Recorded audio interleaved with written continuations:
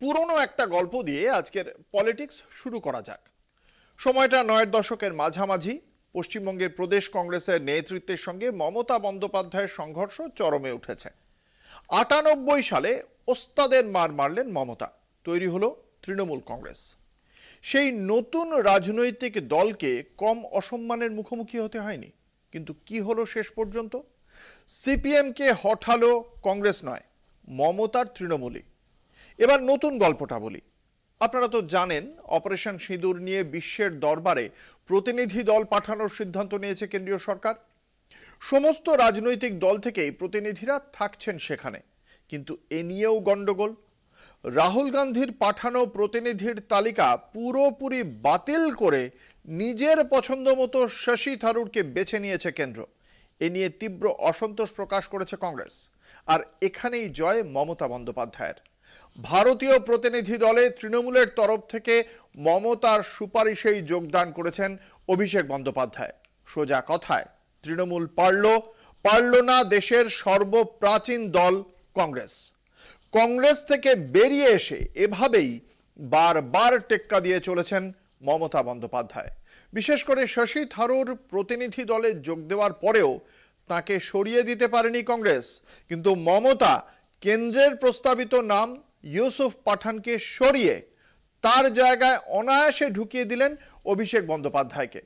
কংগ্রেস মুখে বারবার বিজেপি বিরোধিতার কথা বলে, কিন্তু কাজের সময় দেখা যাচ্ছে তারা পুরো চুপ।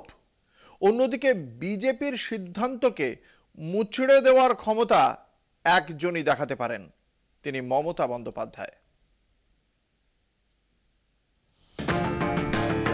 পাকিস্তানের বিরুদ্ধে সাম্প্রতিক ঘটনা প্রবাহের বিষয় তো বটেই, এমনকি পহেলগ্রাম কাণ্ড থেকে অপারেশন সিঁদুর পর্বে উদ্ভূত পরিস্থিতিতে ভারতের বিদেশ নীতিকে সর্বতোভাবে সমর্থন করে কেন্দ্রের পাশে থেকেছে তৃণমূল। কিন্তু দলের অভ্যন্তরীণ বিষয়ে কেন্দ্রের শাসক বিজেপির নাক গলানো কোনো মতেই যে তারা বরদাস্ত করবে না, ইউসুফ পাঠান বিতর্কের প্রেক্ষিতে সেটাই স্পষ্ট করে দিলেন তৃণমূল নেত্রী মমতা বন্দ্যোপাধ্যায়। পাক মদতপুষ্ট সন্ত্রাসের কথা গোটা দুনিয়াকে জানাতে কেন্দ্র 7টি প্রতিনিধি দল পাঠাচ্ছে বিভিন্ন দেশে। বাম ছাড়া দেশের সবকটি সংসদীয় দলের প্রতিনিধি ও প্রাক্তন আমলাদের নিয়ে গঠিত হয় ওই 7টি প্রতিনিধি দল। কোন দলের কে ওই প্রতিনিধি হবেন তা আগেভাগেই স্থির করে বিজেপি। সে মতো তৃণমূলের বহরমপুরের সাংসদ ইউসুফ পাঠানের নাম ঘোষণা করেন সংসদীয় মন্ত্রী কিরেন রিজিজু, কিন্তু তৃণমূল নেত্রীর নির্দেশে ইউসুফ তার নাম প্রত্যাহার করে নেন। I said that they cannot decide the name. If they request us, the mother party, the party will decide the name. This is the customary, this is the system. We are totally with the central government regarding external affairs policy, and we are fully supporting them. We don't have any hesitation to say that. ইউসুফের বিকল্প হিসেবে তৃণমূলের তরফে diamond হারবারের সাংসদ অভিষেক বন্দ্যোপাধ্যায়ের নাম কেন্দ্রকে জানিয়ে দেওয়া হয়। ইউসুফের মতো তিরুবনন্তপুরমের সাংসদ শশী থারুরের নামও কংগ্রেসের অনুমোদন না নিয়েই ঘোষণা করে কেন্দ্র।